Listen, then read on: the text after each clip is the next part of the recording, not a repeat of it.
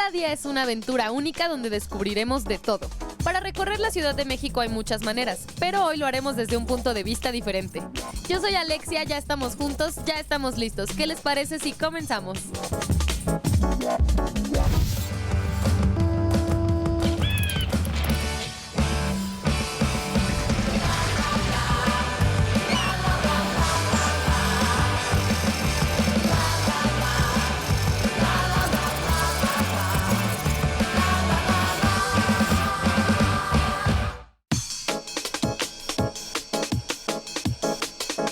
Este recorrido en bus es en realidad un paseo. Vemos tantas cosas hermosas e interesantes que no nos lo podemos perder. Getsemaní, ¿cómo nace este concepto? Mira, nace el concepto de turibús. Ahora sí, un paseo, un tour en un bus de vista panorámica como el que contamos aquí en la Ciudad de México, donde el turista, además de todos los visitantes que tengamos en el año, todos los días, van a tener una mejor perspectiva de la Ciudad de México. Esto es muy padre porque incluso los que vivimos aquí normalmente nos perdemos de conocer tantas maravillas que existen en la ciudad. Así es, principalmente no solo es lo bonito de la ciudad, es lo más atractivo y aparte nos introducimos a lo que es las colonias, como la Colonia Condesa, la Roma. Además es muy importante mencionar que no solo visitamos los lugares, sino que recibimos información. Así es, el Turibús cuenta con traducción a 6 idiomas, tenemos para el español, francés, alemán, inglés, japonés e italiano, para que todos los turistas tengan la información apropiada de todos los lugares que vamos visitando. Getsemaní, ¿cuáles son las características de este bus que lo hace especial para nuestro recorrido? Bueno, es un autobús doble decker, en la cual tiene 2 pisos, cuenta con 71 lugares para todos los turistas que tengamos, además de la traducción a 6 idiomas, contamos lo que es servicio de hielera, el interfón para dar indicaciones apropiadas a los pasajeros. Bueno, Getsemaní, ¿qué te parece si comenzamos nuestro paseo? Claro que sí, de 9 de la mañana a 9 de la noche, aquí los esperamos en Turibús y bueno, comencemos el tour. ¡Vamos!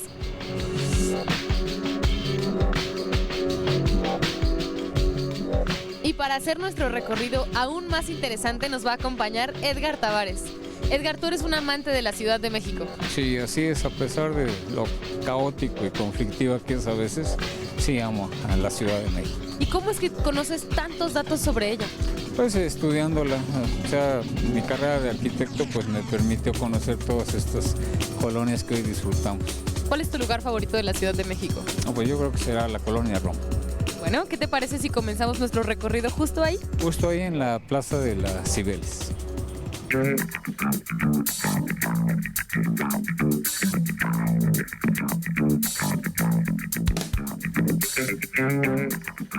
Edgar, esta glorieta antes tenía el nombre de Plaza de la Condesa Miravalle.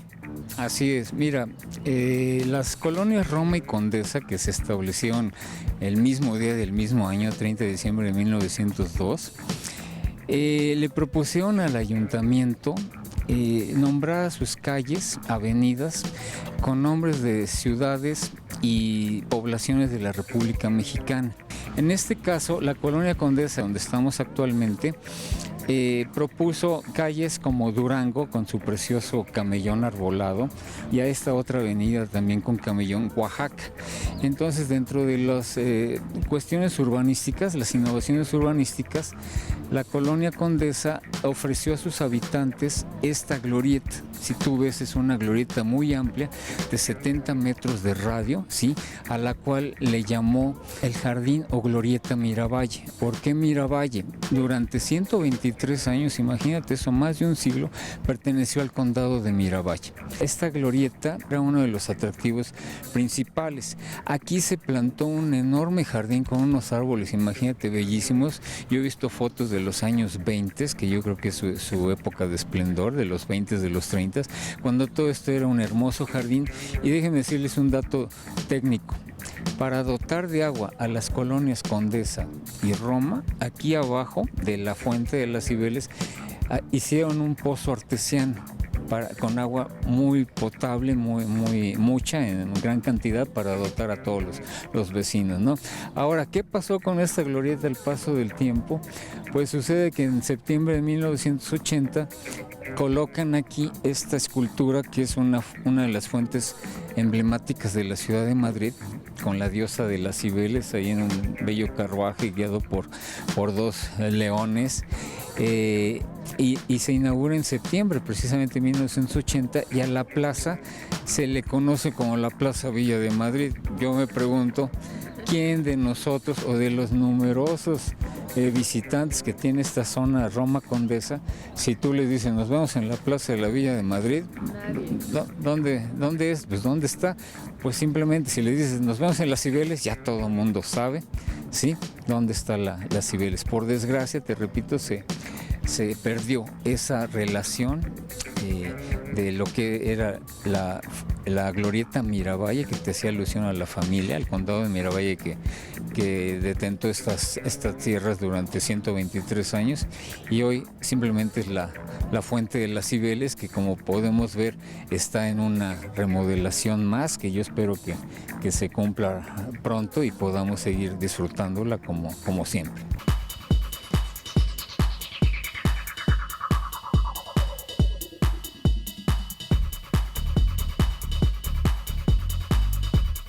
La primera calle de toda la ciudad que mostró un camellón es esta, Orizaba.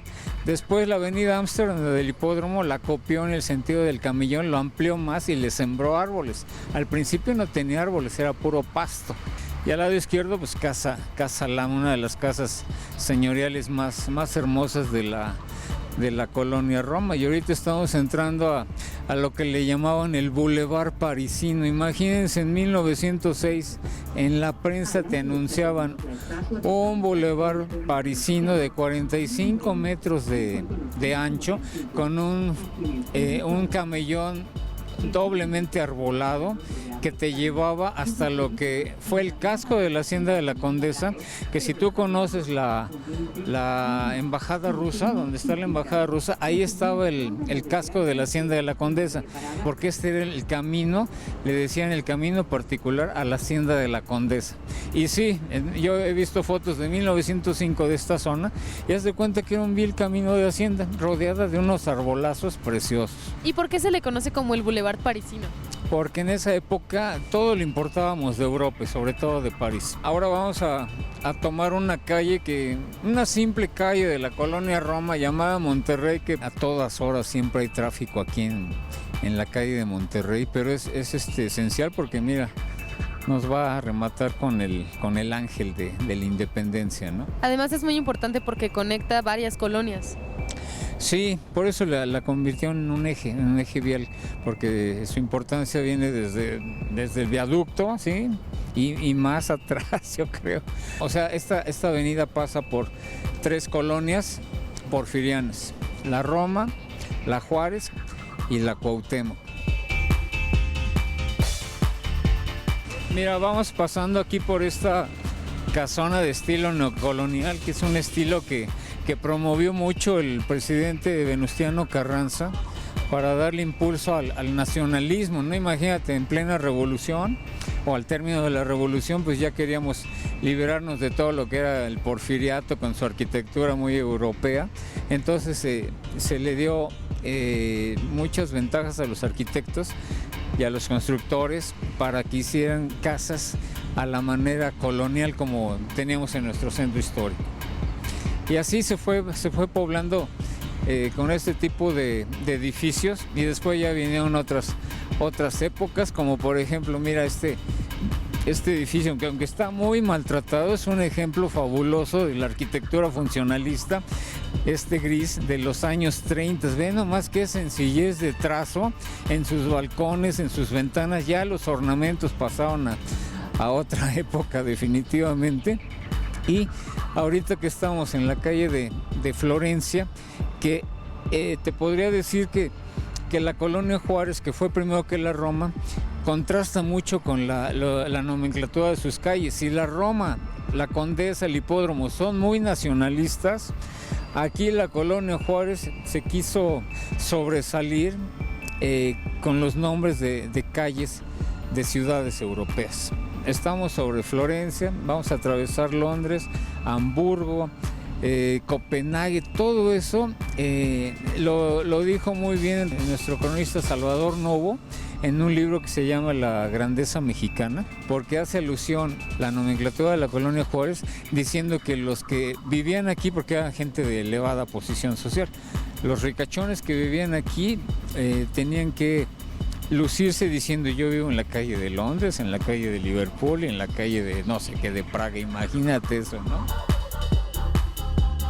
Y estamos cruzando, ¿qué te puedo decir? El corazón de la zona rosa, una zona que se pelean el haberla bautizado tanto Agustín Barrios Gómez, que fue un periodista muy destacado, y el pintor José Luis Cuevas.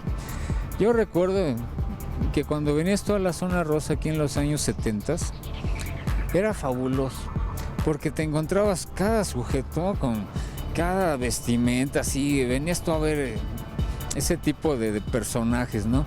Te metías a tomar un cafecito, a ver exposiciones, a ver muebles viejos, muebles antiguos, un ambiente fabuloso. Pero en el día todavía puedes ver el gran ajetreo de tanta gente que la cruza, tanta gente que viene a comer, de todas las oficinas que rodean aquí el Paseo de la Reforma, y sigue siendo un atractivo, ¿sí? Un atractivo turístico. Y mira, qué mejor vecino que tener aquí nuestro máximo monumento, que yo creo que no solo de la ciudad capital, sino de todo nuestro país.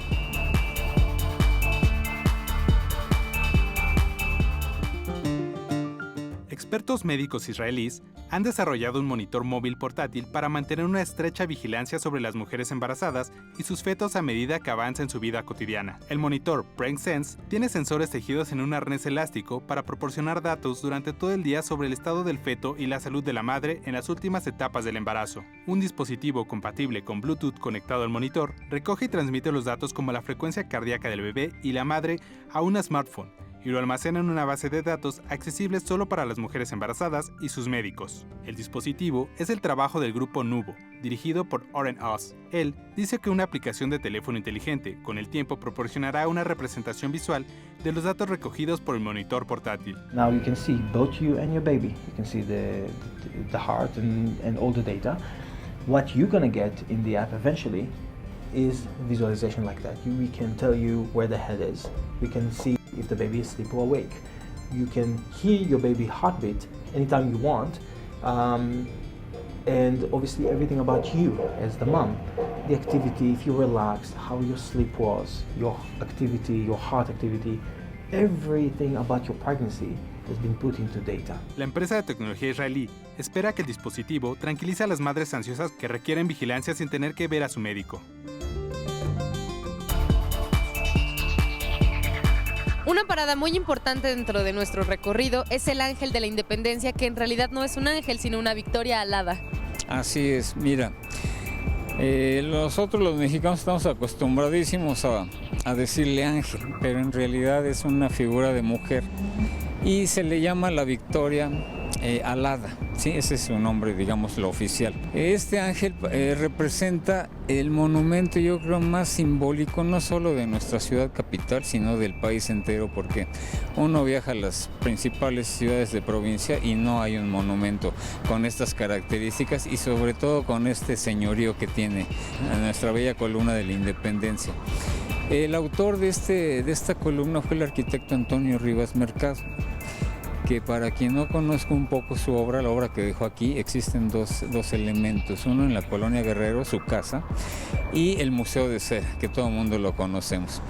Bueno, aquí es importante señalar que dentro de nuestro Paseo de la Reforma, ¿sí?, que fue embellecido por don Porfirio Díaz, tuvo como remate final, yo creo que de su largo y prolongado gobierno dentro de su dictadura, este fue como la cereza del pastel en cuanto a las obras urbanísticas que emprendió, que fue inaugurado en septiembre, el 15 de septiembre de 1910, ¿sí? Y como podemos ver, el primer tramo de la escalinata significa todo lo que se ha hundido en nuestra ciudad. Imagínate, son más de 2 metros y medio en poco más de un siglo que tiene ya este monumento. Entonces, el conjunto escultórico que lo representa hacia el frente, mirando hacia lo que era nuestra Ciudad de México y centro histórico, sí fue diseñado por el escultor Enrique Alciati, un italiano que, por cierto, era socio de la compañía Colonia de la Condesa S.A. ¿Sí? Entonces se van ligando así los personajes, ¿no?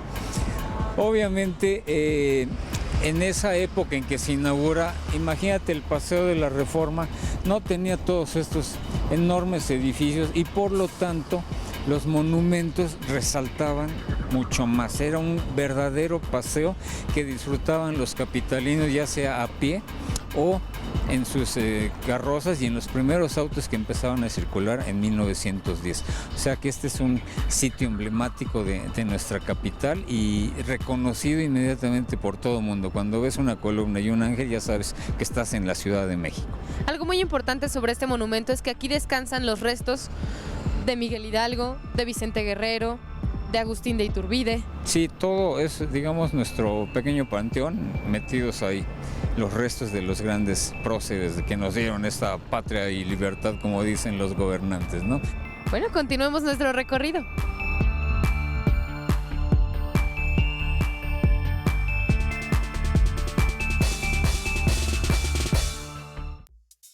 Desde aquí del piso alto del Turibús, la ciudad cobra una dimensión diferente, todo es diferente, no es lo mismo caminar Reforma a nivel de banqueta que hacerlo.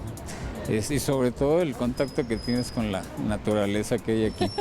El contacto con los árboles. Con los árboles y todo eso, pero te decía yo que a partir del 2005 se hizo una remodelación de todo el corredor, Reforma, Centro Histórico, y se permitió la construcción de enormes edificios como los que estamos viendo. Por desgracia, muchos de estos edificiotes, ¿sí?, vienen a sustituir a las grandes casonas, unas casonas porfirianas, bellísimas y dignas de este paseo, como fueron las primeras construcciones que se hicieron cuando ya se empezaron a fraccionar los terrenos aledaños al paseo, como son la Colonia Juárez de este lado, del lado izquierdo, y enfrente la Colonia Cuauhtémoc, que son las dos colonias que, por decirlo así, abrazan a nuestro Paseo de la Reforma.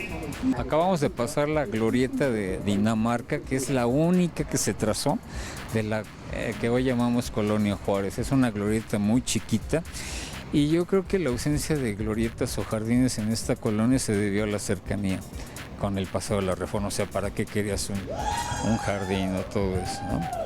Vean nomás esos gritos de entusiastas capitalinos saludando a los turistas, ¿no? Estamos frente a una de las mansiones que quedaron, una de las poquísimas mansiones que quedaron de la colonia americana, que se llamó inicialmente este pedazo de colonia. Es una arquitectura muy francesa, totalmente francesa, con esa mansarda de remate, vean nomás las ventanas ovaladas o lucarnas, toda la ornamentación típica de esa casona que por fortuna nos queda. Ahorita estamos ya en la Colonia Juárez, que por desgracia perdió todo su glamour, ¿sí? Sí, no, esta era la colonia más porfiriana que hubo en todo ese periodo, y perdió el glamour al dejar Porfirio Díaz el poder. Entonces los ricos que vivían aquí pues dijeron, ¿qué hacemos aquí con una revolución encima? Vámonos. Empezó a dejar de ser habitacional para meterle lo que quieres, refaccionarias, talleres, tiendas, de todo tiene esta colonia.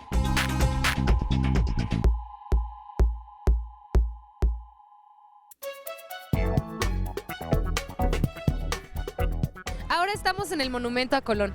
Edgar, ¿en qué momento de la historia de México se decidió que era necesario un monumento para Cristóbal Colón? Bueno, eso es obviamente para honrar al descubridor del Nuevo Mundo, como se le llamaba en aquel entonces, ¿no? Y fíjate que forma parte del embellecimiento que se empezó a dar en este gran Paseo de la Reforma. Todo el mundo sabe que las ideas urbanísticas que se tenían en Europa a mediados del siglo XIX se trasladaron acá a México con este hermoso paseo. Y a semejanza de lo que se hacía en Europa con las grandes avenidas, ¿sí? que remataban en inmuebles maravillosos o en monumentos, aquí decidieron empezar a poner monumentos sobre nuestro gran paseo. Y precisamente el dedicado a Cristóbal Colón, es el primer monumento que se pone en nuestro paseo de la Reforma. Fíjate bien, su estructura está hecha a base de un mármol rojo de una región francesa que se llama Vosgos, y la base es piedra recinto negra, muy bonita. Toda la reja que podemos ver junto con los faroles son originales. Eso se ha sabido conservar, y te estoy hablando que tiene más de 100 años porque se inauguró en 1877. El autor de esta maravilla de monumento es el francés Charles Cordier, que por cierto, déjame decirte que lo hizo ya él estando muy viejito, ya un anciano, pero lo trabajó, y mira nomás la obra que resalta, ¿no? Se tiene a Colón, a Cristóbal Colón, en una pose como que está implorando al cielo. ¿Sí? Si ves la mano levantada y los ojos levantados hacia el cielo, que fue una actitud que no le gustó a un maestro de la Academia de San Carlos aquí en México, el maestro Bogali. Dijo que esa no era la actitud de un héroe, sino de alguien así que estaba implorando piedad al cielo, cuando decía que personajes de la talla de Cristóbal Colón deberían de mirar hacia abajo como para reconocer que él está en un nivel superior, ¿no? Que el mundo que está descubriendo aquí el almirante no parecía un mundo por el tamaño, sino parecía una pelota. Edgar, en los costados de Colón hay 4 personajes muy importantes para el descubrimiento de América. ¿Quiénes son? Mira, son los frailes Juan Pérez de Marchena, que era prior del convento de la Rábida, del cual salió Cristóbal Colón, y está Diego Daza, un fraile de ese mismo monasterio, que lo apoyó totalmente en su idea de descubrir un mundo, ¿no? Y al frente están 2 frailes que son muy importantes para la historia de nuestro país, en el sentido de que protegieron mucho a nuestros ancestros, los mexicas, que son Fray Pedro de Gante y San Cristóbal de las Casas, que viajó, no tienes idea, con más de 20 viajes de ida y vuelta a España, procurando obtener del rey de España mejoras para el trato de los indígenas, ¿no? Ahora te voy a hablar un poquito de la imagen actual que tiene este monumento. Cuando Reforma, después de haber sido en los costados del paseo unas zonas residenciales, son las colonias Tabacalera de este lado y Juárez de este otro lado, se empezó a convertir en una zona de alto valor comercial. Imagínate que ya la avenida Juárez, en cuanto a su función de establecerse comercios, de establecerse empresas, de establecerse oficinas, sí, le fue heredando esa funcionalidad a lo que es el paseo de la Reforma. Entonces, en los años 30 y 40 se empiezan a construir edificios de altura, como son estos 2 inmuebles que estamos viendo aquí acristalados, de arquitectos reconocidos, Enrique de la Mora. Tenemos de este lado edificios modernos, actuales, que si bien se integran ahora al contexto general que tiene Reforma en cuanto a la construcción de edificios acristalados y con muchos niveles de altura, pues hacen un marco, digámoslo así, al monumento de Cristóbal Colón, que a pesar de todas las manifestaciones y las pintas de que ha sido objeto y va a seguir siendo objeto, ahí está testimoniando la historia de nuestra Ciudad de México.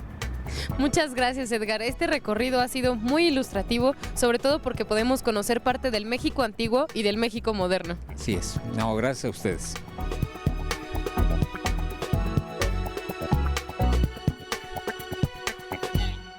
Date la oportunidad de visitar y conocer las calles y monumentos que han hecho historia en la Ciudad de México. ¿Cuál es tu lugar favorito en el Distrito Federal? Cuéntanoslo a través de nuestras redes sociales. Tenemos Facebook, Twitter, podcast en iTunes y canal en YouTube, para que no te pierdas ninguno de los capítulos. Yo soy Alexia y recuerda que cada día es más divertido si descubrimos juntos de todo.